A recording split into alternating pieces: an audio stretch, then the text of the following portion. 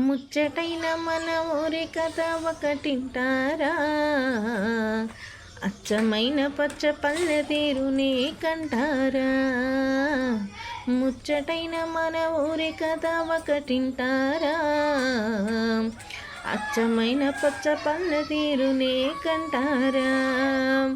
తెల్లవారి కోడి కూత, కోయిలమ్మ తేనె పాట, మంచు పూల గోగి తోట, వేరువాక ఇంకి ఆట. హాయ్, గుడ్ మార్నింగ్ అండి. ఎంతైనా పల్లెటూరు పల్లెటూరేనండి.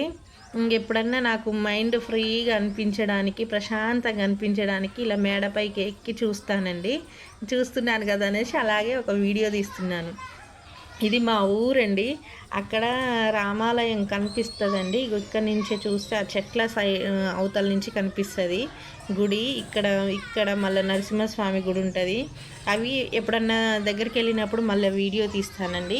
చూడండి, లొకేషన్ అయితే ఎంత మంచిగా అనిపిస్తుందో. అసలు పచ్చటి చెట్లు. మా సైడే, మా ఇంటి దగ్గరనే పెద్ద పెద్ద 70 ఏళ్ళ సంవత్సరాల వేప చెట్లు ఉన్నాయండి ముత్యాలమ్మ గుడిలో. ఇవ్వండి, చాలా వేప చెట్లు కనిపిస్తాయి. ఇదంతా మా ఊరండి, నోముల. ఇంకా ఇక్కడి నుంచి అక్కడ కానొస్తుందంటే అట్లా లాస్ట్కి అక్కడ చెరువు అండి. అక్కడ కనిపించేది చెరువు. ఇదంతా మా ఇంటి పైన నుంచి చూస్తే మా ఊరు మొత్తం కనిపిస్తుంది. అంటే మా ఊరు చాలా పెద్దదండి. ఇక చూడండి, ఇది మా పిన్ని వాళ్ళ ఇంటి దగ్గర కొబ్బరి చెట్టు. ఇవన్నీ మేము కుమ్మరి వాళ్ళమే కదండి. ఇక్కడ అన్నీ మా కుమ్మరిన్లే ఉంటాయి అన్నీ. అటు సైడ్ చెరువు, పొలాలు అన్నీ. పైకి ఎక్కితే అన్నీ కనిపిస్తాయి. పొలాలు కనిపిస్తాయి, చెరువు కనిపిస్తుంది. ఇంకా ఇక్కడ కనిపించేది మా అన్నయ్య ట్రాక్టరు, మా ఆవులు, అది మా చింత చెట్టు, అది మా తొడ్డి అనమాట. అక్కడ ఉంటుంది మాకు ప్లేసు. నేను ఆవుల దగ్గరికి వెళ్ళి తీయలేను కదా, ఇక్కడ నుంచి కనిపిస్తున్నాయి. నేను అసలు ఇట్లా చూడడమే, డైరెక్ట్గా చూడలేదు. ఏడంగా దూరంగా చూసినాయే. నేనైతే అటు సైడ్ వెళ్ళలేను. అటన్నీ ఇంకా మా ఇంటి చుట్టూ ఉన్న ఏరియా అనమాట. బాగుంది కదా చూస్తానికి.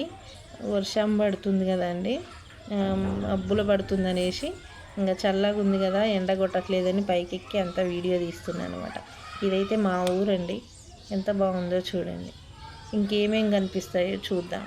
అసలు వాటర్ కనిపించాలంటే ఎండాకాలంలో అయితే కొంచెం చెట్లన్నీ ఉండవు కదా, అప్పుడు కనిపిస్తుందేమో చెరువులోని వాటరు. ఇప్పుడు కూడా కాస్త కనిపిస్తుండొచ్చు. ఇటు సైడ్ ఇండ్లు. ఊరైతే చాలా పెద్దది. ఇక్కడ ఇటు సైడ్ రామాలయం ఉంటుంది. మా దొంగది నిద్ర లేచి వస్తుంది.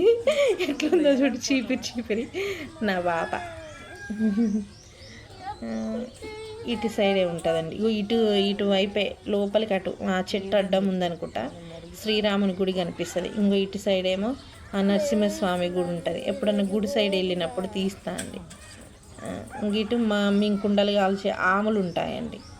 ఇవే కుమ్మరాములు అంటారు. ఈ కొబ్బరి చెట్టు ఉన్నది ఆ కుమ్మరాము దగ్గరనే, అక్కడనే ఉంటాయి. అంత ముందు కంటే పెద్దగా ఆము పెడితేనేమో కంపతోటి పెట్టి చేసేవాళ్ళు. ఇప్పుడు టంపే చిన్నగా పెడుతున్నారు కాబట్టి అంత పర్ఫెక్ట్గా కనిపించట్లేదు. అప్పట్లాగా చేయట్లేదండి కుండలు.